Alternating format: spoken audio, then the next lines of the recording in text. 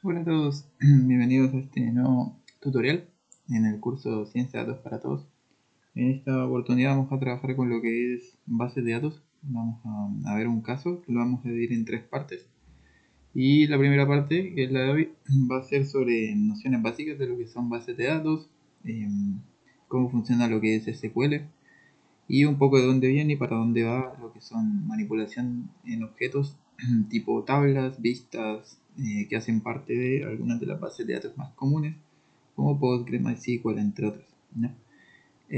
Como siempre, en la carpeta del curso la van a encontrar por acá abajo.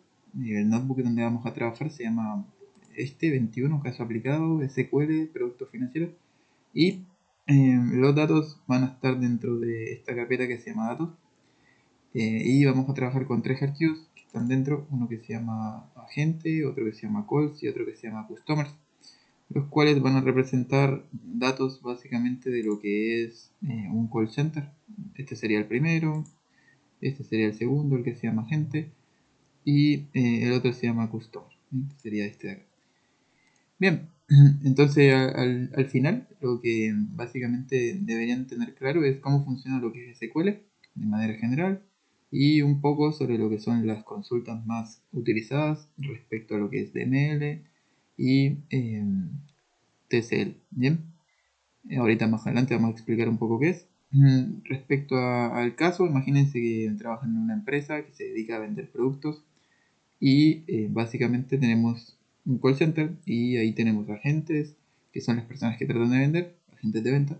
Tenemos clientes y tenemos llamadas. Vamos a trabajar con esas tres tablas y básicamente la idea es poder obtener varias métricas respecto a lo que son agentes, respecto a lo que son clientes y en general del performance de toda la empresa.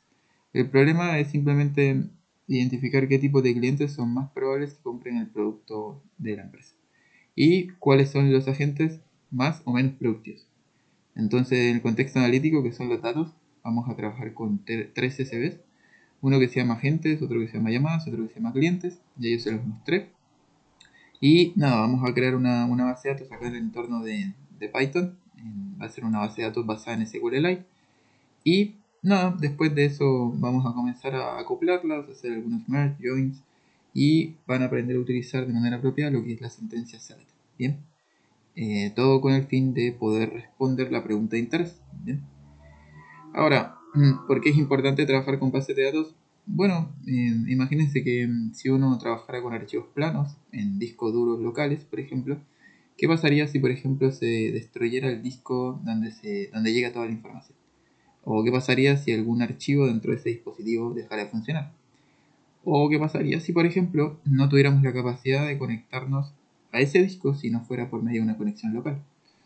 También hay que tener presente que estos discos, usualmente si uno los compra, van a tener una capacidad limitada. Si estamos hablando de una organización, bueno, eso va a ser un problema. Entonces, en ese sentido, para evitar ese tipo de problemas, se apareció esto lo que se denomina SQL o bases de datos relacional. En general, esto lo propuso un señor que se llama Edward Scott por ahí en los 70, pero comenzó a desarrollarse desde los 60.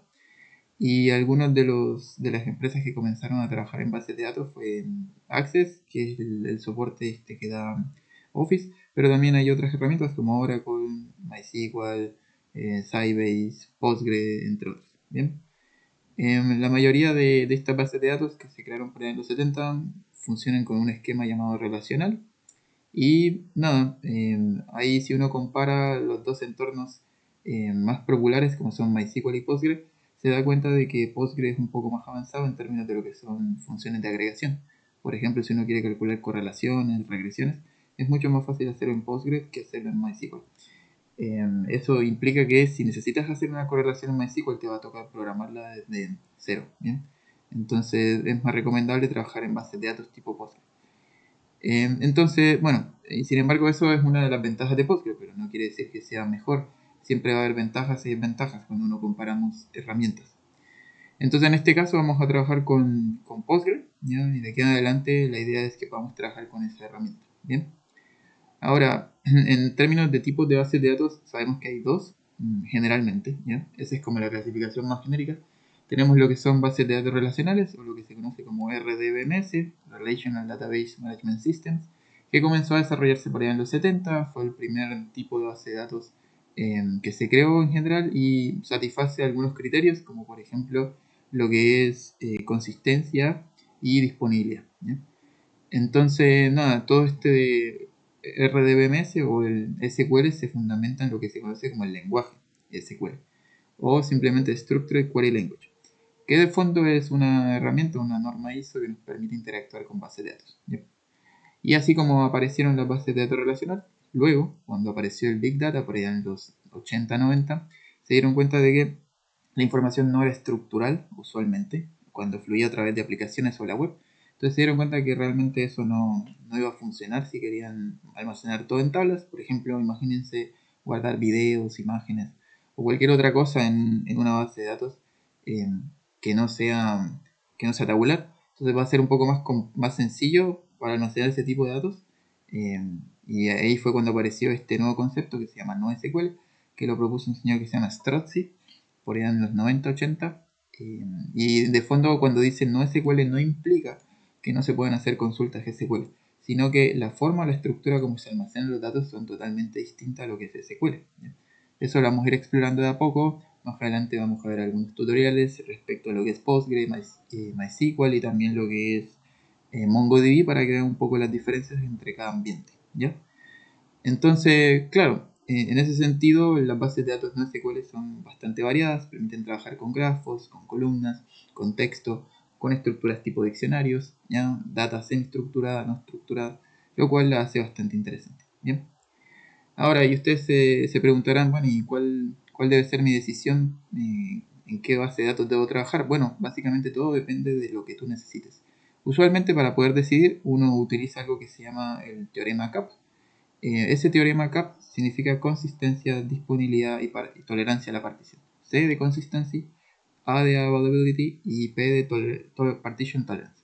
Entonces nada, la consistencia es que básicamente uno tenga para cada ID un único valor respectivo. La disponibilidad es que se pueda garantizar que múltiples usuarios puedan estar interactuando con la base de datos, ¿cierto? Y la tolerancia a la partición es que yo puedo interactuar con lo que es la red y puedo hacer particiones sobre mis datos sin tener ningún problema, ¿ya?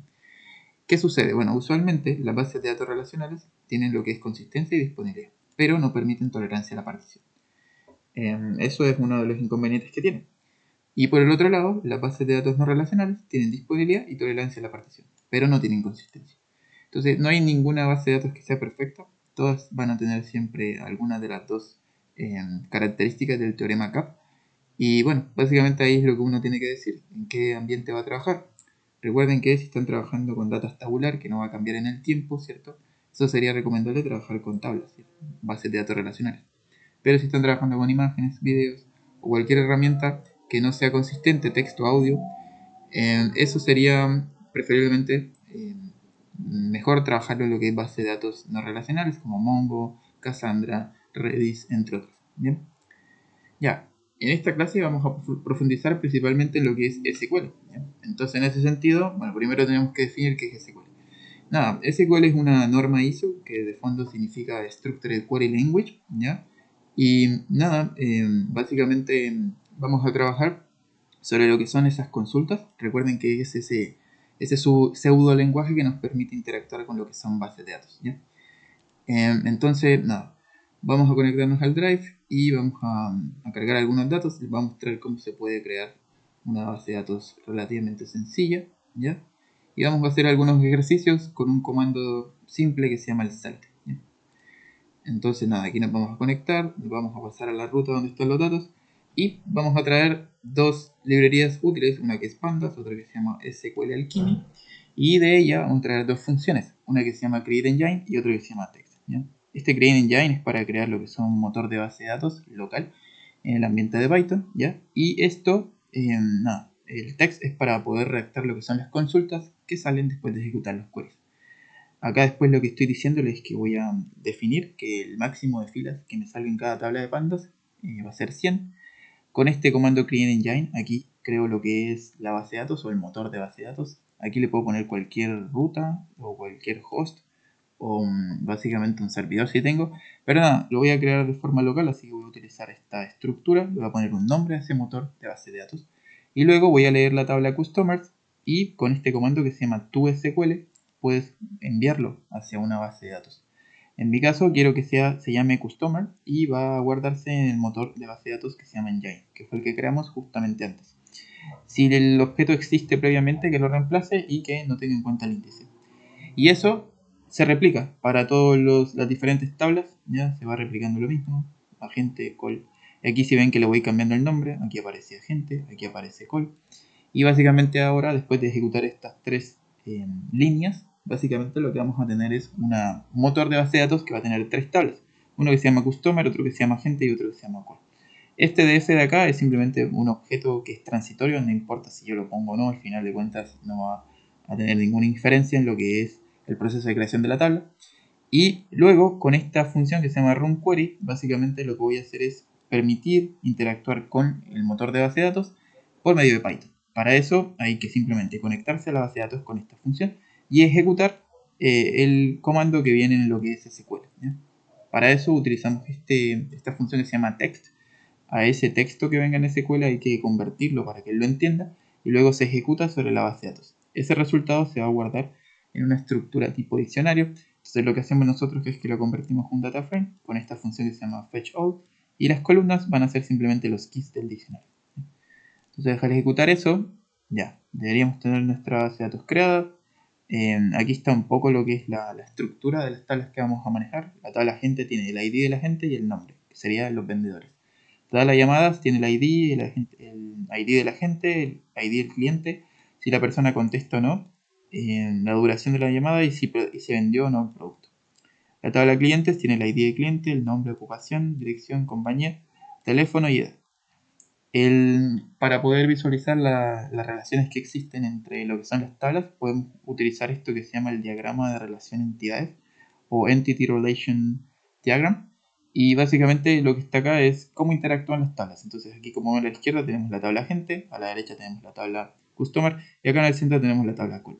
Ahí como ven, la tabla que permite la conexión entre las otras dos es esta que se llama call. ¿Por qué? Porque call tiene los tres IDs, tiene call ID, customer ID y agent ID.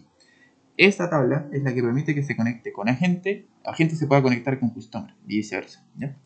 Y bueno, estos diagramas de entidad de relaciones se pueden hacer en diferentes herramientas. Lo importante es que en este caso va a ser el que nos va a guiar para nuestro problema. ¿Ya? Así que eso ténganlo presente. Y nada, recuerden que este diagrama permite ver la interconexión entre los datos. ¿Ya? Eso es lo más importante. Usualmente las tablas que están en el centro son las que tienen o las que permiten conexión entre las tablas en los extremos. Para que más o menos quede claro. Bien, ya, entonces ahora vamos a pasar a lo que es la consulta select. El select es una consulta que hace parte de lo que se conoce como DML o Data Manipulation Language y nos permite interactuar con lo que son tablas dentro de bases de datos sin modificarlas. ¿Ya? Entonces, nada, las consultas con el select siempre empiezan con la palabra select, luego se eligen las columnas que se van a traer de el from, quiere decir del objeto donde lo vas a traer, el nombre de la tabla y si necesitas hacer algún tipo de filtro puedes utilizar lo que se conoce como el where. ¿Ya? Así que nada, sin más preámbulos vamos a hacer un pequeño ejemplo donde básicamente vamos a traer lo que son a los clientes con sus nombres, su ocupación de la tabla customer donde, aquí aparece el where, donde la ocupación sea distinta a desempleado. Eso va a quedar guardado en un string, ¿ya? Un string largo que es el que está acá. Y luego con la función runQuery, que es la que creamos antes, ejecutamos el resultado. Y ahí como ven, claro, ahí sale para cada ID y nombre su ocupación respectiva. ¿Ya? Entonces claramente aquí se satisface que son todos los clientes que están en customers, pero que su ocupación es distinta de desempleado. ¿Ya? Si hubiéramos colocado igual, ahí sí, básicamente serían los desempleados. ¿Bien?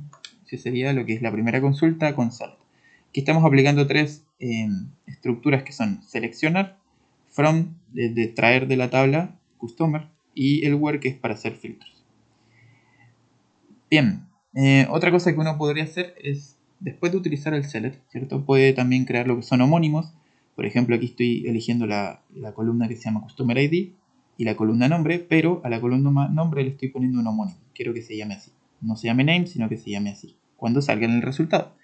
Acá el from le estoy diciendo que lo traiga de esta tabla. Aquí filtro, ¿ya? Que no sea desempleado. Y luego después de que yo haga el filtro, puedo ordenar por el nombre de manera descendente o ascendente. Entonces, si lo ordeno de manera descendente, sale de la Z a la A, pero también podría ordenarlo de manera ascendente, ¿ya? Entonces, ahí va de la Z, de la A a la Z. Bien, ese sería lo que es el order by. Entonces ya combinamos lo que es select, from, where y order by, ¿ya? Ok. Bien, acá hay otro ejercicio donde vamos a hacer filtros con base en algunas condiciones de los caracteres. Por ejemplo, imagínense que ustedes quieren sacar todo lo que son las ocupaciones distintas de la tabla Customers, donde la ocupación sea ingeniero. O sea, todo lo que diga ingeniero quieren traerlo para analizarlo, ¿sí? Entonces, en ese caso podemos utilizar lo que conoce como el like.